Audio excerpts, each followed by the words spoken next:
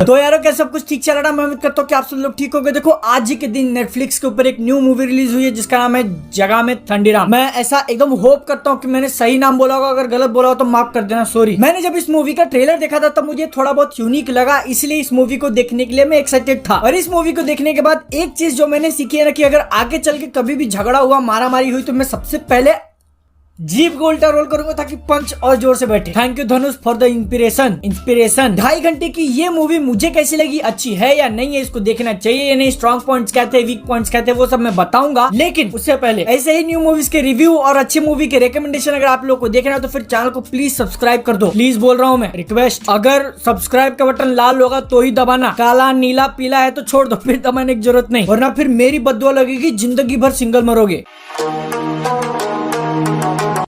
Movie की story basically ऐसी है कि तमिलनाडु के अंदर एक लोकल गैंगस्टर रह रहा होता है जिसका नाम होता है सुरली। इनको प्ले किया है धनुष ने। इस स्टाइल एकदम कड़क मारते हैं, कॉन्फिडेंस भी इनके अंदर एकदम गजब का है। और ऐसे ही एक दिन लड़ाई झगड़ा करते करते इनके पास एक ऑफर आता है। कुछ फिरंगी उनके पास आके कहते हैं कि तू यूके चल हमारे साथ, हम तेरे को पैसा देंगे, वहाँ तू गुंडागर्दी करना, लेकिन हमारे लिए। अब अपने सुरली भाई साहब यूके में जाके उन अंग्रेजों के गैंग में शामिल तो हो जाते हैं, लेकिन उनके सामने जो अपोजिशन गैंग है उनके मेन लीडर भी तमिल है। फिर पिक्चर में चलता है बहुत सारा गैंग वॉर, एक तरफ अंग्रेज, दूसरी तरफ उनके लिए विदेशी, और इन दोनों के बीच में फंसा है अपना सुरली। ओवरऑल देखा जाए तो फिर मूवी की स्टोरी के अंदर एक हमको बड़ा सरप्राइज देखने मिलता है और एक छोटा, बाकी की पूरी स्टोरी प्रिडिक्टेबल। अगर आप लोगों ने लोकल गैंगस्टर्स और गैंग वॉर वाली बहुत सारी मूवीज देख रखी है तो फिर इस मूवी के अंदर कोई बहुत ज्यादा अलग नहीं देखने मिलेगा। लेकिन इस गैंगस्टर वाली स्टोरी के अंदर जो उन्होंने एक इमिग्रेशन वाला एंगल डाला है वो मुझे अच्छा लगा, क्योंकि वो एक बहुत ही लॉजिकल चीज है जिसके कारण लोगों के बीच में कॉन्फ्लिक्ट होता है। एग्जाम्पल के लिए आप अपनी बात ले लो, अगर आप रहने वाले किसी दूसरे स्टेट के हो लेकिन काम करने के लिए किसी और स्टेट में गए तो फिर आपको वहाँ पे कोई ना तो कोई एक बंदा ऐसा जरूर मिलेगा जिसको लगेगा कि आपको वहाँ नहीं रहना चाहिए। सारे लोग ऐसे नहीं होंगे लेकिन कुछ ना तो कुछ आपको जरूर मिल जाएंगे। अपन का भी इस बात से थोड़ा बहुत एक्सपीरियंस हो चुका है, इसलिए मूवी के साथ में अच्छे से कनेक्ट कर पाया। और देखो भले ही ऊपर से ये जगम्बे,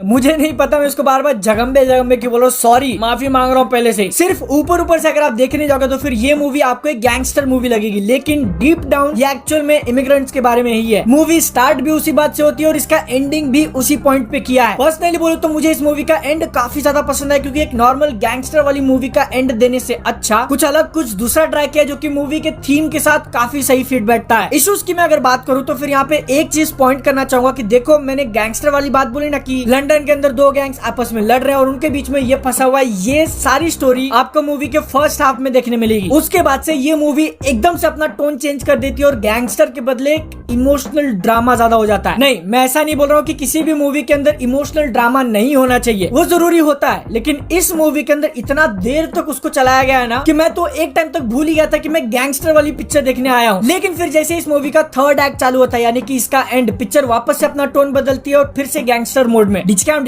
और ये जो भी कुछ डिचकाम होता है ना वो इतना ज्यादा एंटरटेनिंग है, स्पेशली धनुष के कारण। बंदे का स्वैग ही अलग है यार। मेजोरिटी लोगों के माइंड में बैठ गया ना कि अगर कोई एक्शन हीरो है तो फिर उसके पास बॉडी होनी चाहिए, 6 पैक एब्स होनी चाहिए और देख के लगना चाहिए कि हाँ भाई ये जो है ना आराम से 10 लोगों को मार देगा। वेल, ये केस धनुष के बॉडी के साथ तो नहीं है, लेकिन आप जब उनका परफॉर्मेंस देखोगे ना तो आपको एक टाइम के लिए भी ऐसा शक नहीं होगा कि भाई ये गैंगस्टर नहीं है बंदा, कहीं सच में तो गैंगस्टर नहीं है, और एक अच्छा पब्लिक इमेज बनाने के लिए एक्टिंग भी कर लेते हैं थोड़ी बहुत। म्यूजिक भी इस मूवी के अंदर का बहुत ज्यादा अच्छा था और कुछ सीन्स के अंदर तो वो इतना अच्छा काम करता है कि आप उसको सुन के ही एक्साइटेड हो जाते हो, भाई आगे अब क्या होने वाला है। और उस म्यूजिक के साथ जो सिनेमाटोग्राफी की गई, जो आपको शॉट्स दिखाए हैं इस मूवी के अंदर, धुएं में से ऐसा धनुष निकल रहा है चश्मा डाल के, एकदम गैंगस्टर किलर। एक्शन वाले जो सीन्स है इस मूवी के अंदर उसको भी जितना हो सके उतना रियलिस्टिक बनाने की कोशिश की है, और बहुत बार जो फाइटिंग चल रही है उसके अंदर क्लियरली आप धनुष का फेस भी देख सकते हो। तो फिर वहाँ पे कैमरा वर्क और धनुष के काम के लिए एक तारीफ तो बनती है। और अगर आप लोगों को भी वीडियो पसंद आ रही है तो फिर लाइक तो बनता है, कर दो। थोड़े बहुत मेमोरेबल सीन्स भी इस मूवी के अंदर मुझे देखने मिले और उनके अंदर टेंशन इतना भरा होता है। जैसे एक सीन था जिसमें दो पार्टीज आमने सामने होती हैं और दोनों में से कौन किसके ऊपर भारी पड़ा ये देखने के लिए कैमरा सिर्फ ऐसे गोल गोल गोल गोल घूमे जा रहा है, एक दूसरे की शक्ल दिखाते, और वो पूरा सीन देखते हो दिमाग में चल रहा था कि भाई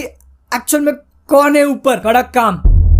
तो अब देखो वो लोग जिन्होंने ऐसी उम्मीद लगाई है कि उनको इस मूवी के अंदर 100% मसाला एक्शन एंटरटेनर देखने मिलेगा, ऐसे लोगों को थोड़ी बहुत डिसअपॉइंटमेंट हो सकती है, क्योंकि जैसा मैंने बोला कि ये मूवी सेकंड हाफ में जाके गैंग वॉर्स के बदले इमिग्रेशन के ऊपर ज्यादा बात करती है। लेकिन मुझे तो पर्सनली इस बात से कोई ज्यादा बड़ी प्रॉब्लम नहीं थी। हाँ, बस पर्सनल प्रेफरेंस के हिसाब से थोड़ा ज्यादा इमोशनल हो गया। अब देखो बात ऐसा भी नहीं है कि ये मूवी कोई एक बहुत बड़ी मास्टरपीस है और मुझे एकदम पर्सनली हिला के रख दिया इसने, लेकिन मैंने जितना टाइम इसके ऊपर इन्वेस्ट किया 2.5 घंटे, उसका मुझे एक अच्छा खासा रिटर्न मिल गया और ओवरऑल ये मूवी मुझे अच्छी लगी। इसीलिए मैं भी आप लोगों को रेकमेंड करता हूँ कि अगर टाइम होगा तो देख लेना। लैंग्वेज को लेकर अगर आप लोगों को थोड़ा बहुत टेंशन हो रहा है कि मुझे सिर्फ हिंदी आती है तो फिर टेंशन मत लो, क्योंकि ये मूवी हिंदी डब के साथ भी अवेलेबल है और इसका जो हिंदी डब था वो एक्चुअल में अच्छा था। अगर आप लोगों को तमिल तेलुगु वगैरह नहीं आता तो फिर हिंदी में भी देख लो, कोई प्रॉब्लम नहीं है। हाँ, वहाँ के जो कुछ कल्चरल रेफरेंसेस है वो आपको समझ में नहीं आएंगे। बस ये मूवी मैंने जैसे ही देखना चालू की थी उसका अपडेट और इस चैनल के बिहाइंड द सीन्स वगैरह मैं इंस्टाग्राम पे डाल देता हूँ, वहाँ फॉलो कर लेना अच्छे वाली मूवी और सीरीज के रिकमेंडेशन के लिए। बाकी